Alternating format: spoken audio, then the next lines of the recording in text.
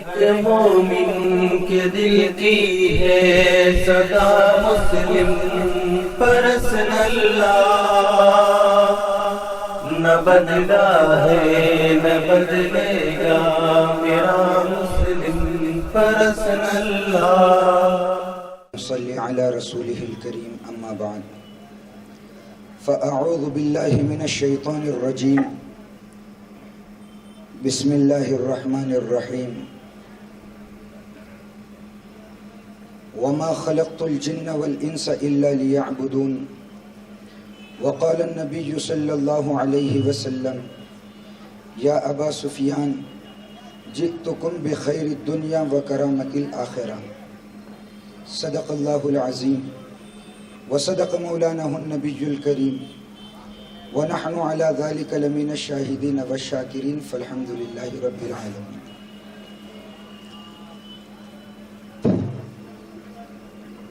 چاک ہے جگر پھر بھی آئے ہیں رفو کر کے، چاک ہے جگر پھر بھی آئے ہیں رفو کر کے، آئینہ بتائیں گے تم کو روبرو کر کے، اور تم ہماری الفت کا مول کیا لگاؤ گے، ہم نماز پڑھتے ہیں گنگا میں وضو کر کے۔ آج کے اس آل انڈیا مسلم پرسنل لا بورڈ اصلاح معاشرہ کمیٹی کی جانب سے منعقدہ اس جلسہ عام کے میں موجود تمام لوگوں کا میں تہ دل سے استقبال کرتا ہوں۔ آج اس اسٹیج کے اوپر ملک بھارت کی عظیم شخصیات براجمان ہیں، بالخصوص پیر طریقت اور آپ کے اپنے شہر کے بافیض و بے نظیر عالم دین حضرت مولانا محمد اسماعیل صاحب مظاہری، و ثانیاً روح اجلاس بڑی دور و دراز سے سفر کرتے ہوئے جو اس جلسے میں پہنچے ہیں، مقرر شعلہ بیاں قاضی شریعت مالیگاؤں اور بافیض عالم دین حضرت مولانا مفتی محمد حسنین صاحب الملی عامت فیوزہم۔ اس کے علاوہ آج کے جلسے کے کنوینر مولانا محمد اسرائیل صاحب رشادی۔ میں چند باتیں آپ کے سامنے کر یا آپ کے سامنے پیش کر کے اپنی جگہ پر بیٹھ جانا چاہتا ہوں۔ اس کی وجہ یہ ہے کہ میرے گلے میں بھی شدید تکلیف ہے۔ آئیے میں بات کے دونوں پہلوؤں کو آپ کے سامنے رکھوں۔ ایک گلہ ان سے کروں جن سے مجھ سے پہلے پیش رو تمام مقررین نے کیا، اور میں آپ کو بھی مہمیز لگاؤں اور تڑپاؤں کہ ان لوگوں نے شریعت اسلامی پر شب خون مارنے کا ارادہ اس وجہ سے کیا ہے کہ انہوں نے دیکھا مسلمانوں کی صفوں کے درمیان شگاف پیدا ہو گیا ہے۔ یہ مسلکوں کے نام پر، یہ جماعتوں کے نام پر، یہ جمعیتوں کے نام پر آپس میں ایک دوسرے سے دست و گریباں ہیں۔ ایک طبقہ اٹھتا ہے دوسرے سے لڑتا ہے، دوسرا اٹھتا ہے پہلے سے لڑتا ہے۔ مسلم پرسنل لا بورڈ آپ کو دعوت دیتا ہے، مسالک کا خلفشار چھوڑو، آپس کے توڑ کو پسے پشت ڈالو، آپس کے توڑ سے روگردانی کرو، ایک ہو مسلم حرم کی پاسبانی کے لیے، نیل کے ساحل سے لے کر تا خاک کاشغر۔ ایک پیغام ہے جو آپ کو اتحاد کا آل انڈیا مسلم پرسنل لا بورڈ دیتا ہے۔ آل انڈیا مسلم پرسنل لا بورڈ ایوان اقتدار پر متمکن لوگوں سے ایک مرتبہ کہے گا، لیکن 10 مرتبہ وہ آپ سے کہے گا کہ آپ نے کیوں شریعت کو چھوڑ دیا، آپ نے کیوں قرآن سے انحراف کیا، آپ نے کیوں رسول کی تعلیمات کو پسے پشت ڈال دیا، آپ کو کس نے منع کیا تھا کہ نکاح کے اندر آپ سادگی کا مظاہرہ کریں؟ جب آپ کے بچی کا یا آپ کے لڑکے کا نکاح کا مسئلہ پیش آیا، آپ نے لاکھوں لاکھ اس کے اندر خرچ کیا. آپ سے کہا گیا وہ دیکھو رسالت مآب کی تعلیمات.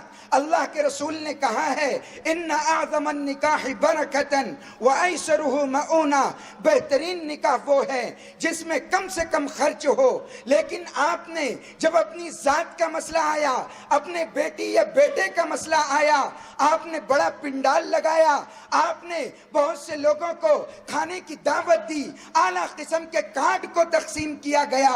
آپ کے محلے میں ایک بیوہ عورت بھی تو رہتی ہے، آپ کے محلے کے اندر ایک یتیم بچی بھی تو زندگی گزارتی ہے. اس کو پتا چلا فلاں حاجی صاحب کے بیٹی کا رشتہ ہو چکا ہے اور اس کی شادی بڑی دھوم دھام سے کی جا رہی ہے. وہ اچانک اس شامیانے کے پاس سے گزرتی ہے، اس کی نگاہ اس جہیز پر پڑتی ہے جس کو آپ نے سنوارا، جس کو آپ نے بنایا، جس کو آپ نے سجایا. اس کی نگاہ جب اس جہیز پر پڑتی ہے وہ اپنی نگاہوں کو آسمان کی جانب اٹھا کے کہتی ہے میرے اللہ، میرے ابو کا کیا قصور تھا، آپ نے ان کو قبل از وقت بلا لیا. اس کی آنکھوں سے آنسو چھلک پڑتے ہیں. وہ رو کے کہتی ہے اللہ، میں جب بھی اپنے بوڑھی والدہ کے چہرے کی طرف نگاہ اٹھاتی ہوں وہ ایک ایک روپیہ جمع کرتی ہے، میرے ہاتھ پیلے ہو جائیں. لیکن کچھ مفاد پرست ملک و ملت کا نام بدنام کرنے والے ہمارے دروازوں پہ آتے ہیں، وہ رقم کا مطالبہ کرتے ہیں، وہ مال و زر کا مطالبہ کرتے ہیں. میری اماں ہمیشہ یہ سوچ کے رہ جاتی ہے گڑیاں دل جو چاہتا ہے تیرے ہاتھ پیلے کر دوں، لیکن یہ لالچی بھیڑیے جنہوں نے اسلام اور شریعت کا لبادہ اڑا ہے یہ میرے سے ایسے مطالبے کرتے ہیں جو مجھ سے پورے نہیں ہوتے. ذمہ دار کون؟ ذمہ دار کون؟ اپنی غلطیوں پر بھی تو توجہ ہوں کہ ہم نے کیا کیا. شریعت کی تعلیمات کو اگر ہم لوگوں میں عام کرتے ہیں، لوگوں تک اس کو پہنچاتے ہیں. آج ہمارے برادران وطن نکاح کے مسئلے کے اوپر، وواہ کے مسئلے کے اوپر، شادی کے مسئلے کے اوپر اتنا پریشان ہیں کہ ان کی زندگیاں اجیرن بن چکی ہیں. وہ سوچ رہے ہیں کوئی نظام ایسا ہو جو شادیوں کی اصلاح کر سکے. ان کو جا کر بتاؤ کہ اسلام وہ واحد دھرم اور واحد مذہب ہے جو یہ کہتا ہے کہ صرف دولہا راضی، دو گواہ ساتھ ہو، وکیل ساتھ ہو، کسی بارات کو لانے کی ضرورت نہیں، پنڈال لگانے کی ضرورت نہیں، جہیز دان کی ضرورت نہیں، دلہا دلہن راضی اور یہ شرائط تیار، وہ آپس میں نکاح کر سکتے ہیں. اب یہ پریشان ہے. میں تو یہ کہوں گا کہ ہمارے برادران وطن اتنی سیدھی سادی بھولی بھالی قوم ہے کہ یہ لوگ اگر زہریلے سانپ کو بھی دیکھتے ہیں تو ہاتھ جوڑ کے کھڑے ہو جاتے ہیں. ان کو یہ معلوم ہی نہیں. ان کو کون سمجھائے گا؟ سماعتوں کو ہمارے آواز دے گا کون؟ تمام شہر ہے گونگا، اذان دے گا کون؟ سماعتوں کو ہمارے آواز دے گا کون؟ تمام شہر ہے گونگا، اذان دے گا کون؟ یہ میں نے مان لیا کہ سب کے سب بہادر ہے، مسئلہ یہ ہے کہ اب جان دے گا کون؟ یہ بات سمجھنے کی ہے. اس وجہ سے جو لوگ جرأت و عزیمت، استقلال و ہمت، شجاعت کے راستے پہ چلتے ہیں وہ کبھی بھی اپنے آبلہ پائی کی طرف توجہ نہیں کرتے. اگر رہ گزر پرخار ہو تب بھی وہ لوگ قدم بڑھاتے ہیں اور اپنے پیچھے ایک روشن تاریخ چھوڑ جاتے ہیں. اہلیان لاتور، میں تم سے امید کرتا ہوں کہ تم لوگ بھی انشاءاللہ اسی قافلے میں روا دوا ہو جاؤ گے کہ آل انڈیا مسلم پرسنل لا بورڈ جس کی آپ سے امید رکھتا ہے. مجھ سے پہلے پیشرو مقررین نے بہت قیمتی باتیں آپ کے سامنے رکھی ہے. میں چند باتوں کا خلاصہ عام فہم انداز میں آپ کے سامنے رکھنا چاہتا ہوں. آپ لوگوں نے بڑی جرأت کا مظاہرہ کیا کہ بات بات پر نعرے لگائیں. جب بھی آپ لوگ نعرے لگا رہے تھے تو ایک بات میرے ذہن میں آتی تھی، وہ یہ تھی کہ ایک بیچارہ مسلمان بڑے میاں اپنے نواسے کے ساتھ آسام کے اندر گوہاٹی سے کہیں جا رہے تھے. وہ اپنے نواسے کے ساتھ ٹرین میں سوار ہو گئے. आसाम के अंदर उमूमन नाम होते हैं नूरुल इस्लाम, कमरुल इस्लाम, इस तरीके से नाम होते हैं। वो ट्रेन अपने स्टेशन से निकली और एक मकाम पर पहुंची। नवासे ने जिद की, नाना जान पानी की बड़ी शिद्दत से प्यास लगी है, आप अगर चलें तो हम दोनों स्टेशन के नल से पानी पी लेते हैं। बड़े मियाँ ने कहा, बरखुरदार अब तो उम्र का वो पड़ाव है कि उठते बैठते घुटना इस बात की गम्माजी करता है कि अनकरीब आपको वहां पहुंच जाना है जहां आपसे पहले लोग जा चुके हैं। बेटा एक काम करो, आप खुद उतरो और जाओ पानी पी आओ। बच्चा उतरा, दौड़ते हुए पानी के नल के पास गया, पानी के नल को खोलकर वो पानी पी रहा था कि अचानक ट्रेन ने आवाज दी और स्टेशन से थकना शुरू हो गई। जब इंसान गड़बड़ी में होता है, आप हो या मैं हो, तो पूरा नाम, पूरे अलकाबात, आगे पीछे के लक़ब लगाकर नहीं बोलता, बल्कि सीधा नाम पुकारता है। उस डब्बे के अंदर भी मुसलमान बैठे हुए थे। उस नाना ने देखा कि ट्रेन इस स्टेशन से धक रही है और नवासा स्टेशन पे मौजूद है। फौरन कमरुल इस्लाम को जोर से कहा, इस्लाम। तो ट्रेन में बैठे मुसलमान कहने लगे जिंदाबाद। ये बेचारे बोलने लगे इस्लाम, मुसलमान कहने लगे जिंदाबाद। उतने में ट्रेन अपने मकाम से निकली और धकना शुरू हो गई। बड़े मियाँ ने रोना शुरू किया। दो चार अक्लमंद मुसलमान उनके करीब आए और कहने लगे, चचा आप क्यों रो रहे हैं? वो बड़े मियाँ अपना सर उठा के कहने लगे, ओ कमबख्त मुसलमानों, तुम्हारे जिंदाबाद मुर्दाबाद के चक्कर में मेरा नवासा पीछे स्टेशन पे रहेगा। नारा कम से कम समझो कि तुमको क्या समझाया जा रहा है। जज्बातियत के नाम पर, नारों के नाम पर और दिगर ऐसी गैर जरूरी चीजों के नाम पर हमेशा इस कौम का इस्तेहसाल किया गया है। All India Muslim personal law board तुम्हारे अंदर तहरीक पैदा करना चाहता है, जज्बा पैदा करना चाहता है, जुर्रत और इस्तिक़लाल पैदा करना चाहता है, आपके फिक्र को बालिदगी अता करना चाहता है कि मुसलमान तालीम के जरिए से मैदान फिक्र और अमल में आए और लोगों को बतलाएं कि मुसलमान आज मुत्तहिद भी हैं और चाको चौबंद भी हैं। वो अपने शरीयत पर भी अमल कर रहे हैं और देश के तरक्की की कोशिश भी कर रहे हैं। मुझसे पहले मौलाना आसिफ साहब ने बहुत अच्छी बात उन लोगों के मुताल्लिक कही है जो मलके विक्टोरिया के गुलाम थे और अंग्रेज के तलवे चाटा करते थे। मैं उनके मुताल्लिक कुछ ज्यादा नहीं कहूंगा, बस इतनी बात कहूंगा कि उस वक्त अगर अंग्रेज अपने तलवों पर इत्तेफाक से जहर लगा लेते हैं तो आज ये किस्सा ही नहीं बचता। अगर वो इत्तेफाक से जहर लगा देते तो ये लोग जिनको 70 साल ये तय करने में लग गए कि चड्डी पहनना के पैंट पहनना, ये लोगों का वजूद ही नहीं रहता। लेकिन समझने की बात है और समझाने की है मुसलमानों कि शरीयत पर क्या हमने अमल किया, क्या हमने जाकर हमारे एक एक बिरादरान वतन को इस्लाम का ये पैगाम पहुंचाया कि इस्लाम झूठ बोलने से मना करता है, इस्लाम सूदी कारोबार से मना करता है, इस्लाम नाप तोल में कमी करने से मना करता है, इस्लाम गीबत, हसद, किना, इन तमाम बुरी बातों से मना करता है। लेकिन जब भी हमारे बिरादरान वतन ने हमसे कोई सवाल किया तो हम ये कहकर कन्नी काट जाते हैं, हमारे मौल साहब से पूछो, हमको नहीं मालूम। 5-5 हजार में क्या क्या पूछने लगाते, वो भी हमसे ही पूछ रहे, ये भी हमसे ही पूछ रहे।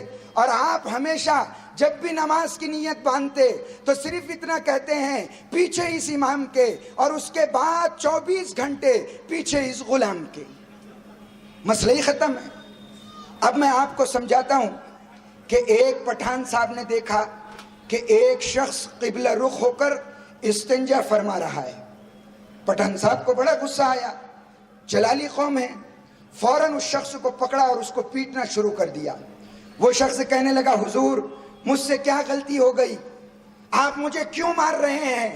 पठान साहब कहने लगे, बेवकूफ, तू जिस सिमत इस्तिंजा कर रहा है उधर हमारा किबला है, हम उधर रुख करके नमाज पढ़ते हैं। وہ بیچارہ بہت شرمندہ ہوا، معافی مانگی، جان بچایا، وہاں سے بھاگ گیا۔ دوسرے دن اس شخص کا گزر اس راستے سے ہوا تو دیکھا پٹھان صاحب خود اس سمت بیٹھے ہوئے ہیں۔ اب تو بڑا پریشان ہوا کہ یار یہ پٹھان صاحب بھی کمال ہے۔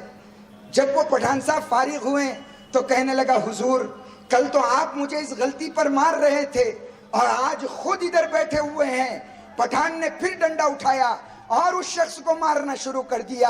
وہ کہنے لگا حضور اب کیوں میری مرمت کی جا رہی ہے؟ تو پٹھان صاحب کہنے لگے کمبخت وہ ہمارا قبلہ ہے، ہم کچھ بھی کریں گے، تجھے اختیار نہیں کہ تو بیچ میں بولے۔